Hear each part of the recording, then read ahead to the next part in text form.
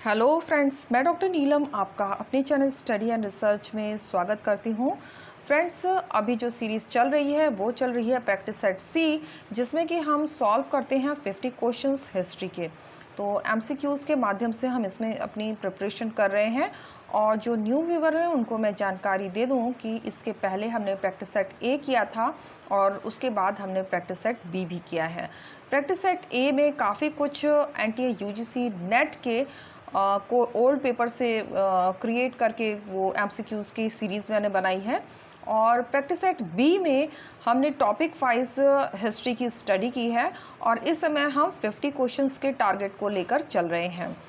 और इसके अलावा फ्रेंड्स, एक और आपको ज़रूरी सूचना देना चाहूँगी कि अलग अलग यूनिवर्सिटीज़ में इस समय इंट्रेंस एग्ज़ाम पीएचडी करने के लिए जो लोग इच्छुक हैं उनके लिए बहुत अच्छी सूचना आई हुई है।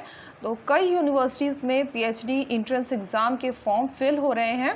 तो इस पर मैं अलग से कोई वीडियो नहीं ला पा रही हूँ, समय नहीं है, जिसकी वजह से मैं आपको यूनिवर्सिटीज़ के नाम बता सकती हूँ। जैसे कि दिल्ली यूनिवर्सिटी है, पांडिचेरी यूनिवर्सिटी है, इलाहाबाद विश्वविद्यालय है, महात्मा गांधी केंद्रीय विश्वविद्यालय जो कि बिहार में है, और बाबा साहब भीमराव अंबेडकर विश्वविद्यालय है, मद्रास विश्वविद्यालय है, और वीर बहादुर पूर्वांचल विश्वविद्यालय है। तो इन सभी जगह जो एमफिल है, पीएचडी है, अलग अलग कोर्सेज़ के एडमिशन इस समय स्टार्ट हो चुके हैं। और जहाँ तक मुझे जानकारी है, इन सभी की डेट भी एक्सटेंड की गई है। अगर आपने पहले कभी सुना होगा कि इसकी जुलाई 30-31 थी, तो उन सबको वापस एक्सटेंड भी किया गया है। तो आप एक बार उसको गूगल पे सर्च करके ज़रूर जानकारी ले लें अगर आपको पीएचडी में या फिर एमफिल में एडमिशन चाहिए है तो चलिए अपनी स्टडी पे चलते हैं। इस तरह का वीडियो पसंद आता है तो लाइक शेयर सब्सक्राइब करें। सब्सक्राइब करने के बाद बेल आइकन की घंटी को जरूर प्रेस कर लें ताकि इस तरह का वीडियो मैं जब भी अपलोड करूं उसका नोटिफिकेशन आपको आसानी से मिल सके। इसके अलावा फ्रेंड्स, कमेंट भी ज़रूर किया करिए। आप कमेंट कॉम्प्लीमेंट देते हैं जिससे कि मुझे अपने वीडियो को और अच्छा बनाने में हेल्प मिलती है, तो कमेंट भी ज़रूर करें। तो यहाँ पर आप देख सकते हैं हमने 100 तक क्वेश्चन सॉल्व किए थे। तो यहाँ देखते हैं, फिर से 100 को सॉल्व कर लेते हैं, फिर आगे बढ़ते हैं। निम्नलिखित में से कौन सा सिंधु घाटी सभ्यता में नहीं मिलता है? तो जो मंदिर है, मंदिर के साक्ष्य सिंधु घाटी सभ्यता से हमें नहीं प्राप्त हुए हैं। निवास हेतु भवन मिले हैं, फिर बड़े भवन भी मिले हैं, सार्वजनिक स्नानागार और अन्नागार भी यहाँ से प्राप्त हुए हैं। आगे चलते हैं। क्वेश्चन नंबर 101, विशाल स्नानागार का निम्नलिखित में से कौन सा प्रमुख उद्देश्य था? तो स्नानागार का क्या प्रमुख उद्देश्य था? तो ये हो जाएगा, स्नानागार में सूखे की स्थिति का सामना करने के लिए पानी भरकर रखा जाता था। ऑप्शन ए हमारा यहाँ पे करेक्ट हो जाएगा। अदर ऑप्शन में एक बार देख लेते हैं। सार्वजनिक स्नान, नंबर सी है सामाजिक जीवन की समग्रता को सिद्ध करने के लिए पानी भरना। और तैराकी और व्यायाम दे रहा है, तो ऐसा नहीं है। जो पहला ऑप्शन हमने टिक किया है वही करेक्ट होगा। नेक्स्ट क्वेश्चन आ जाते हैं। क्वेश्चन नंबर 102, सिंधु सभ्यता की तिथि निश्चित करने में निम्न में से कौन सा व्यवहारिक रहा है? तो कौन व्यवहारिक रहा है? तो ये हो गया मेसोपोटामिया में पाई गई हड़प्पा की मोहरें। क्वेश्चन नंबर 103, हड़प्पा के मुख्य नगरों में था। तो मुख्य नगरों में क्या क्या प्राप्त हुए थे? तो दुर्ग प्राप्त हुए हैं, अनाज भंडार और 2 मंजिला इमारतें और नालियों विशेषता, वो इनकी प्रमुख विशेषता थी। जो शहरी इनको घोषित किया गया है क्योंकि वहाँ पे सड़कें समकोण पर काट रही थी, नालियाँ बनी हुई थी, यानी जो ड्रेनेज सिस्टम था बहुत अच्छा था, जिसके वजह से इनको शहरी सभ्यता भी घोषित कहा गया, नगरीय सभ्यता कहा गया। तो इसमें हमारा जो उत्तर बन रहा है वो हो जाएगा ऑप्शन बी। नेक्स्ट क्वेश्चन लेते हैं। निम्नलिखित में से हड़प्पा काल में प्रयोग नहीं होता था? तो किस चीज़ का प्रयोग नहीं हुआ है हड़प्पा काल में? धातु की विनिमय मुद्रा, यानी धातुओं की जो मुद्रा थी उसका विनिमय नहीं देखा गया है। कांसा, तांबा और इक्ता गाड़ी, इन सभी को यहाँ से प्राप्त किया गया है। जो मुद्राएं थी वो सेल खड़ी की बनी हुई होती थी। क्वेश्चन नंबर 105, हड़प्पा पूर्वी सभ्यता के अवशेष प्राप्त हुए हैं। तो हड़प्पा पूर्वी सभ्यता की बोल रहा है, तो ये हो जाएगा कालीबंगा और बनवाली। ऑप्शन ए हमारा यहाँ पे करेक्ट हो जाएगा। क्वेश्चन नंबर 106, सिंधु घाटी सभ्यता के पतन के कारण। तो सिंधु घाटी सभ्यता के पतन के क्या कारण थे? तो इसके पतन का जो कारण अनुमान लगाया जाता है, कई अनुमान लगाए गए हैं, कोई एक कारण नहीं ढंग से पता चला है। तो एक तो बाढ़ हो जाएगा, दूसरा बाहरी आक्रमण भी कहते हैं कुछ लोग, यानी कुछ विद्वान लोग, और इसके बाद घटती उर्वरकता, यानी ज़मीन की उर्वरकता घट गई थी। तो इन तीनों ही कारण को उत्तरदायी माना जाता है। तो ऑप्शन सी हमारे यहाँ पे करेक्ट हो जाएगा। क्वेश्चन नंबर 107, सिंधु सभ्यता के स्थलों की खोज को क्रमानुसार बताइए, यानी किस क्रम में खोजा गया था उसको क्रम में हमें व्यवस्थित करना है। तो क्रम में जब हम व्यवस्थित करेंगे तो सबसे पहले हड़प्पा ही आएगा, क्योंकि सबसे पहले हड़प्पा की खोज हुई थी। आगे देखते हैं, इसके बाद जो दूसरी खोज हुई है वो हुई है मोहनजोदाड़ो की, नंबर 2 पे रखेंगे। इसके बाद रखेंगे सुक्का गैंडोर की, नंबर 3, और कोट दीजी को नंबर 4 पे। तो हमारा ऑप्शन बी हमारा यहाँ पे करेक्ट हो जाएगा। एक बार और देख लेते हैं, हड़प्पा, मोहनजोदाड़ो, सुक्का गैंडोर और कोट दीजी। नेक्स्ट क्वेश्चन देखते हैं, सिंधु घाटी की सभ्यता की प्राप्त मोहरों पर अंकित पशु देवता का नेतृत्व करता था। तो पशु देवता का नेतृत्व कौन करता था? तो इसमें हो जाएगा हिरण, इसके बाद गैंडा, फिर इसके बाद बाघ, फिर हम रखेंगे हाथी। एक मिनट, नहीं भैंसा, सॉरी भैंसा हो जाएगा नंबर 4 पे। तो यहाँ ऑप्शन सी हमारा करेक्ट होगा। पहले हिरण आ जाएगा, फिर गैंडा, फिर बाघ और फिर भैंसा। हाथी और शेर के इसमें नहीं साक्ष्य प्राप्त हुए हैं। सिंधु सभ्यता का वह कौन सा साक्ष्य है जो यह प्रमाणित करता है कि हड़प्पा काल में आर्यों की उत्पत्ति नहीं हुई थी? तो हड़प्पा काल में आर्यों की उत्पत्ति नहीं हुई थी शहरी व्यवस्था को देखते हुए। ऑप्शन सी हमारे यहाँ पे करेक्ट हो जाएगा। क्वेश्चन नंबर 110, सिंधु सभ्यता के किस स्थल से बुना हुआ कपड़ा प्राप्त हुआ था? तो यहाँ पे हो जाएगा बुना हुआ कपड़ा प्राप्त हुआ है, तो ये प्राप्त हुआ है मोहनजोदाड़ो से। ऑप्शन डी हमारा यहाँ पे करेक्ट हो जाएगा। नेक्स्ट क्वेश्चन लेते हैं, निम्नलिखित में से किस स्थल से पतली नालियां प्राप्त हुई हैं? तो पतली नालियों के जो साक्ष्य प्राप्त हुए हैं वो प्राप्त हुए हैं कालीबंगा से। ऑप्शन बी हमारा यहाँ पे करेक्ट होगा। निम्नलिखित लिपियों में हड़प्पा लिपि कौन सी है? तो ये आप चित्र देख सकते हैं, ये चित्रात्मक लिपि थी। ऑप्शन ए हमारा करेक्ट होगा। हड़प्पा की मोहरें बनी होती थी, तो स्टेटाइट भी बोलते हैं। ऑप्शन सी हमारा करेक्ट हो जाएगा।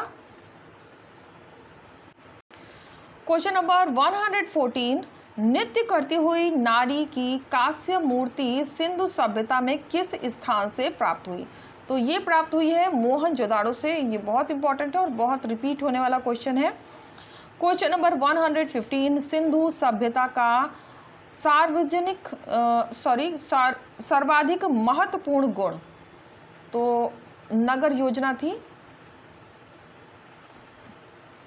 चबूतरे पर अग्निकुंड प्राप्त हुआ है, तो ये अग्निकुंड प्राप्त हुआ है कालीबंगा से। हल चलाने का साक्ष्य प्राप्त हुआ है, तो हल चलाने का साक्ष्य भी हमें कालीबंगा में ही मिलता है। पानी के जहाज का साक्ष्य प्राप्त होता है। पानी के जहाज का जो साक्ष्य प्राप्त होता है, यहाँ मुझे लोथल होना चाहिए। ऑप्शन बी हमारा यहाँ पे करेक्ट होगा, गोदीवाड़ा लोथल होना चाहिए। क्वेश्चन नंबर 1919, यहाँ पर सूची दी गई है और यहाँ पे एक सूची को दूसरी सूची से हमें मैच करना है। तो नदियाँ दी गई हैं और स्थान दिए गए हैं, इन्हें आपस में हमें सम्मिलित करना है। तो सबसे पहले है हड़प्पा, एक मिनट, हड़प्पा को हम करेंगे रावी, हड़प्पा रावी से हो जाएगा मोहनजोदाड़ो, सिंधु, लोथल, साबरमती और भोगवा भी इसको बोलते हैं, भोगवास या भोगवा के संगम पर, और कालीबंगा प्राचीन सरस्वती नदी।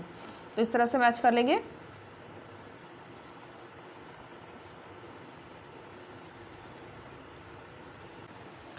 नेक्स्ट क्वेश्चन भी सम्मिलित करने का क्वेश्चन आ गया है, क्वेश्चन नंबर 120। तो चलिए सम्मिलित करते हैं। रंगपुर को हम करेंगे मादर नदी से। आलमगीरपुर को करेंगे हिंडन नदी से। बनमाली को करेंगे यहाँ पर लास्ट में प्राचीन सरस्वती नदी से। और इसके बाद कोट दीजी को करेंगे सिंधु नदी से। तो इस तरह से मैच करेंगे। फिर से देख लेते हैं। रंगपुर को हम करेंगे मादर नदी से। आलमगीर को हम कर देंगे हिंडन नदी से। बनमाली प्राचीन सरस्वती नदी और कोट दीजी सिंधु नदी से। इस तरह से जो हमारा ऑप्शन बनेगा वो ऑप्शन डी करेक्ट हो जाएगा। नेक्स्ट क्वेश्चन आ जाते हैं, क्वेश्चन नंबर 121। तो यहाँ पर दिया गया है सूची, फिर से सूची है और सूची आपस में सम्मिलित करनी है। तो चलिए सम्मिलित करते हैं। सोना कहाँ से प्राप्त होता था? सिंधुवासियों को सोना की प्राप्ति होती थी कर्नाटका से। इसके बाद चांदी है, चांदी लेते थे ईरान से।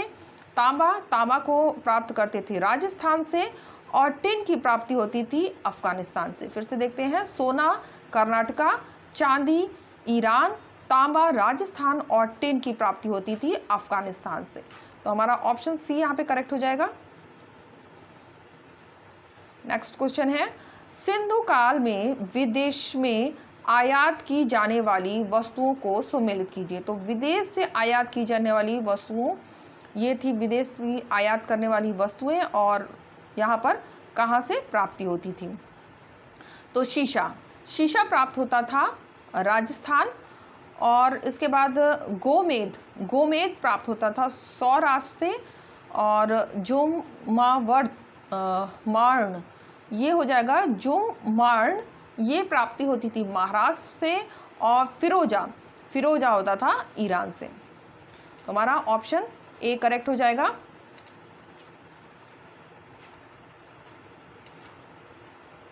तो यहाँ पे देख सकते हैं फिर से सूची का क्वेश्चन आ गया है।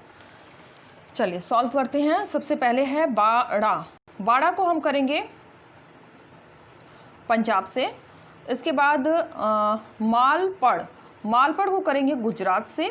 राखी गढ़ी हो जाएगा हरियाणा। और आलमगीरपुर हो जाएगा उत्तर प्रदेश। फिर से देख लेते हैं। बाड़ा पंजाब, मालपड़ गुजरात से, राखी गढ़ी हरियाणा से और आलमगीरपुर उत्तर प्रदेश से। काफ़ी सम्मिलित करने वाले इसमें क्वेश्चन आ गए हैं।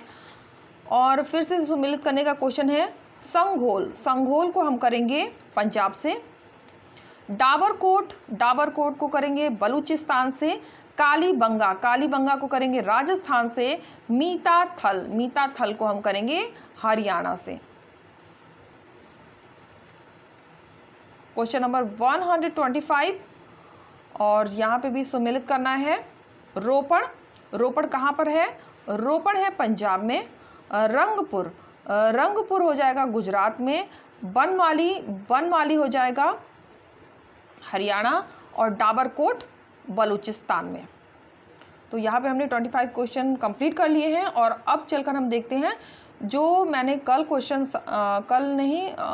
ही आपको प्रोवाइड किए थे। तो उसका सलूशन क्या है, और जिनके कमेंट आए हैं वो भी देख लेते हैं। तो ये आपके कमेंट हैं जो कि आपने कल किए हैं। मुरलीधर, आपको भी रक्षाबंधन की बहुत बहुत शुभकामनाएं। और दीपक पागेल, आपको भी आपने कमेंट किए हैं क्वेश्चन आंसर्स पे। आपके मोस्टली जो आपने कमेंट किए हैं वो सभी के सभी करेक्ट हैं।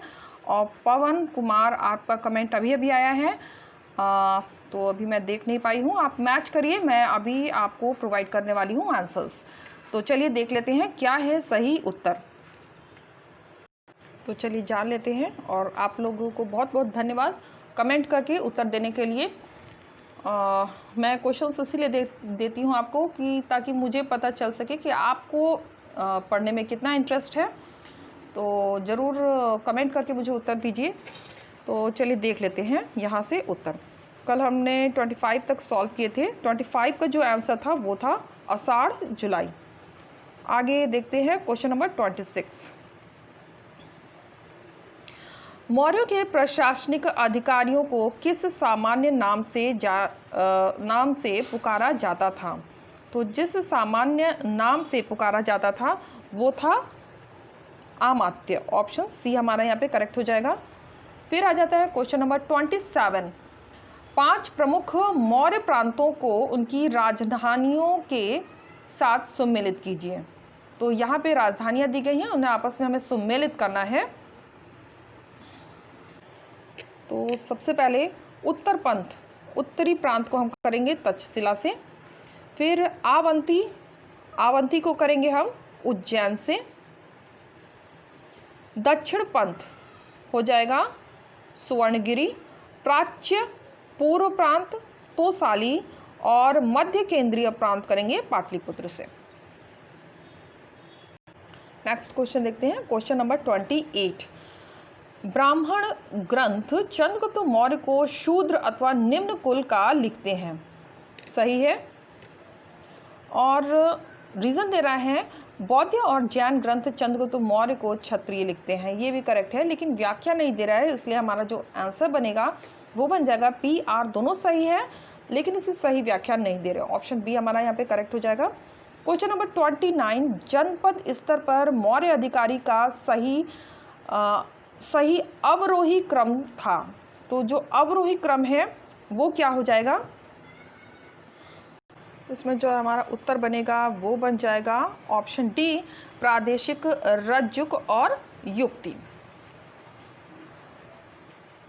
इसके बाद आ जाते हैं क्वेश्चन नंबर 30 पे। मौर्य काल में अधिकांश कृषक किस वर्ण से संबंधित थे? तो जो कृषक थे वो संबंधित थे शूद्र से। ऑप्शन डी हमारा करेक्ट हो जाएगा। मौर्य काल में विष्टि शब्द किसका उद्योतक था? तो विष्टि जो उद्योतक था वो था बलात्, श्रम या बंधुआ मजदूरी से। ऑप्शन सी हमारा यहाँ पे करेक्ट हो जाएगा। अशोक के निम्नलिखित किस शिलालेख में कराधान का विशेष उल्लेख हुआ है? तो कराधान का जो उल्लेख हमें मिलता है वो मिलता है रुमनदाई अभिलेख शिलालेख से। रुमनदाई शिलालेख से। ऑप्शन ए हमारा करेक्ट हो जाएगा। Question number 33। मौर्य काल में शिक्षा का सर्वाधिक प्रसिद्ध केंद्र था। तो प्रसिद्ध जो केंद्र था वो था तक्षशिला। मौर्य काल में कौन सा आंतरिक व्यापारिक मार्ग सर्वाधिक महत्वपूर्ण माना जाता था? तो ये जो महत्वपूर्ण मार्ग था वो था, ये हो जाएगा तक्षशिला से होकर जाने वाला उत्तर पश्चिम मार्ग जो पाटलिपुत्र तक जाता था। ऑप्शन ए हमारा करेक्ट होगा।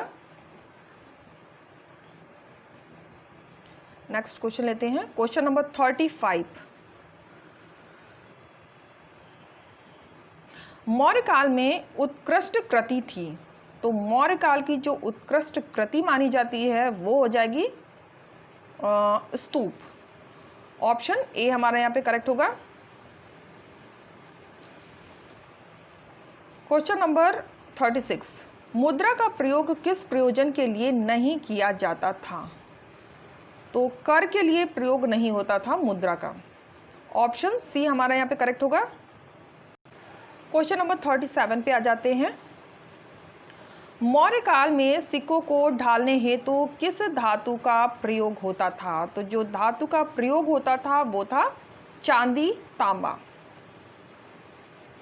अशोक द्वारा निर्मित तथा आजीवक संप्रदाय को दान में प्रदान की गई गुफा, कौन सी गुफा को प्रदान किया गया था? तो ये था बराबर पहाड़ी में स्थित सुदामा गुफा। और ये नेट का आया हुआ क्वेश्चन है, ध्यान रखिएगा।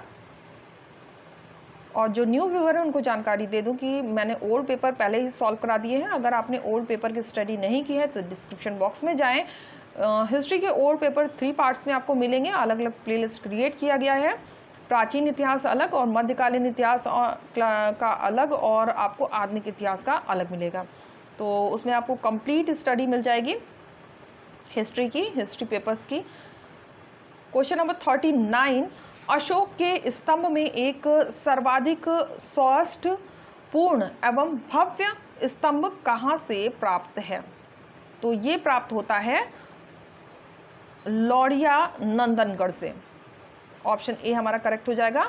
सारनाथ से प्राप्त अशोक के स्तंभ पर कौन सा पशु उत्कीर्ण नहीं है?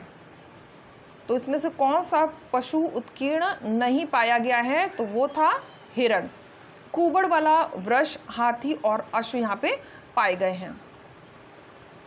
अशोक के स्तंभों की उल्लेखनीय विशेषता है, तो ये सभी को मुझे लग रहा है पता होगा, पॉलिश।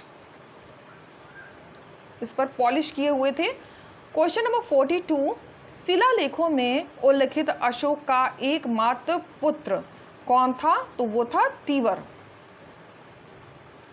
मौर्यकालीन भारत के प्रत्येक यूनानी लेखक ने एक भारतीय पशु की अतिशय प्रशंसा की, वह पशु है, तो वह पशु था हाथी। ऑप्शन बी हमारा यहाँ पे करेक्ट होगा।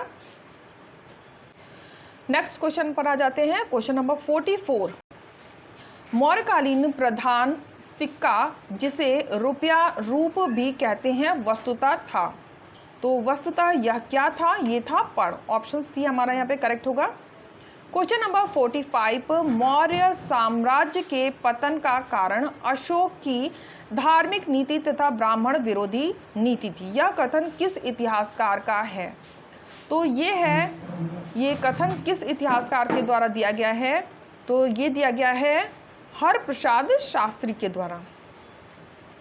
क्वेश्चन नंबर 46, अशोक ने अपने शिलालेखों में अपने समकालीन दक्षिण के 5 स्वतंत्र राज्यों का उल्लेख किया जो थे, तो कौन कौन से वो राज्य थे?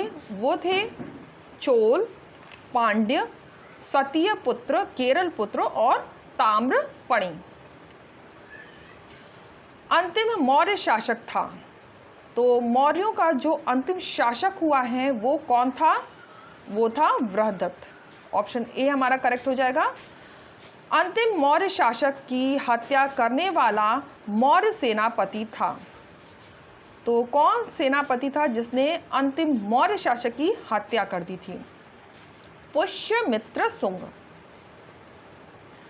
कश्मीर में श्रीनगर नामक नगर की स्थापना की थी, ये भी नेट का आया हुआ क्वेश्चन है। अगर सॉल्व किया होगा आपने पेपर्स तो आपको जरूर मिला होगा। तो किसने की थी स्थापना? तो अशोक। मौर्य काल में आपातकालीन कर कहलाता था, तो इस कर को कहा जाता था प्रणय। ऑप्शन डी हमारा करेक्ट होगा। तो यहाँ से आपके क्वेश्चन स्टार्ट होते हैं और यहाँ से आपके क्वेश्चन को आपको सॉल्व करना है। तो चलिए देख लेते हैं क्वेश्चंस को। मैं केवल क्वेश्चंस पढ़ूंगी और आप कमेंट दिन भर में कभी भी कर सकते हैं। कमेंट करके मुझे उत्तर ज़रूर दीजिए। पवन, आपने अभी कमेंट किया है, तो मैंने कमेंट तो देखा है लेकिन आपके आंसर्स को मैं चेक नहीं कर पाई हूँ। तो सीधे आप चेक कर सकते हैं, थोड़ा पहले कमेंट किया करिए। और चलिए यहाँ पे आ जाते हैं। नंबर 1, वह मौर्य शासक जिसने यूनान से अपनी राजसभा के लिए एक दार्शनिक की मांग की, तो किसने मांग की थी? ये आपको उत्तर देना है।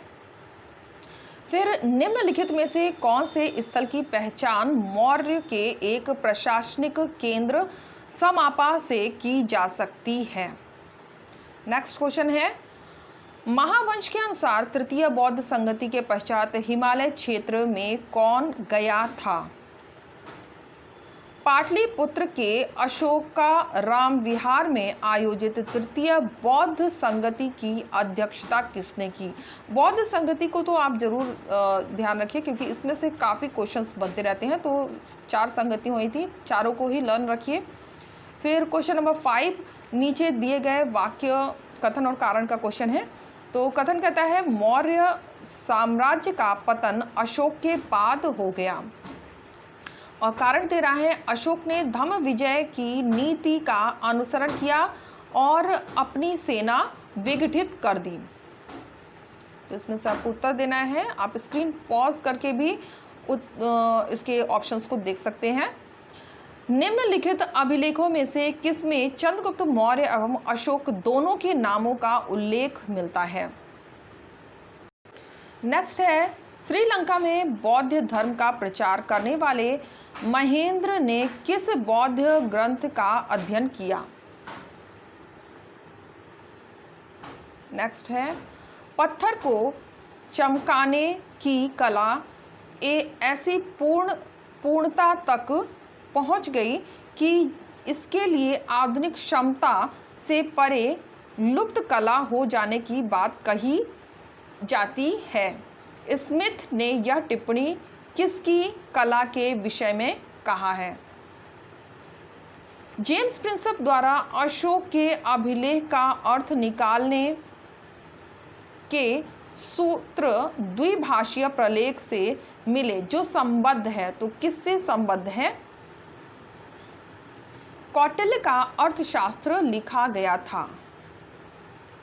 किस काल में लिखा गया था कौटिल्य का अर्थशास्त्र? कौटिल्य लेखक था। तो बहुत ही आसान क्वेश्चन है। निम्नलिखित में से किसने कौटिल्य के अर्थशास्त्र की पांडुलिपि को सर्वप्रथम खोजा तथा उसका अध्ययन किया? तो जितने क्वेश्चंस के आपको आंसर आते हैं उन सभी का आप कमेंट जरूर करें। क्वेश्चन नंबर 13 यहाँ पे देख सकते हैं। यहाँ पे सुमेलित करने का प्रश्न है। चंद्रगुप्त मौर्य, बिंदुसार, अशोक और चाणक्य दिया है। दूसरी तरफ प्रियदर्शी, सेंड्रोकोटस, अमित्र घात और विष्णु, यानी उन्हीं के दूसरे नाम दिए गए हैं। तो इन्हें आपस में मैचिंग करना है। यहाँ पर आ जाता है सूची 1 को सूची 2 से हमें सुमेलित करना है। अंचल दिए हैं और मौर्यकालीन नगर दिए गए हैं, तो इन्हें आपस में सुमेलित करना है। उत्तरी अंचल अवंती, दक्षिणपंथ और कलिंग, उज्जैन, सुवर्णगिरी, तोशाली और तक्षशिला। प्राचीन भारतीय राजनय में राज्यों के कितने अंगों का उल्लेख हुआ है? दीपवंश तथा महावंश ब्लैंक कृति है। तो किसकी कृति है दीपवंश और महावंश? निम्नलिखित में से किसमें यह वर्णित है कि बिंदुसार की मृत्यु के बाद अशोक और उसके भाइयों में राजगद्दी के लिए संघर्ष था, जिसमें कहा जाता था कि अशोक ने अपने अनेक भाइयों का वध कर दिया? मौर्य काल में मृद भांडों को क्या कहा जाता था? मौर्य काल की बात कर रहा है, ये ध्यान रखिएगा। मौर्य काल में उत्तराखंड में कौन सा वंश शासन कर रहा था? फिर मौर्य काल में शिक्षा का सर्वाधिक प्रसिद्ध केंद्र कौन सा था? ये तो अभी हमने सॉल्व भी किया था, वापस रिपीट हो गया है। बिंदुसार के शासनकाल में तक्षशिला में हुए विद्रोह के समय अशोक किस प्रदेश का राज्यपाल था? निम्न में से कार्यकला का सबसे अच्छा नमूना कौन सा है? फिर क्वेश्चन नंबर 23, मौर्यकालीन समाज के विषय में कौन सा तथ्य सही है? तो कौन सा इसमें तथ्य आपका सही हो रहा है वो चुनना है।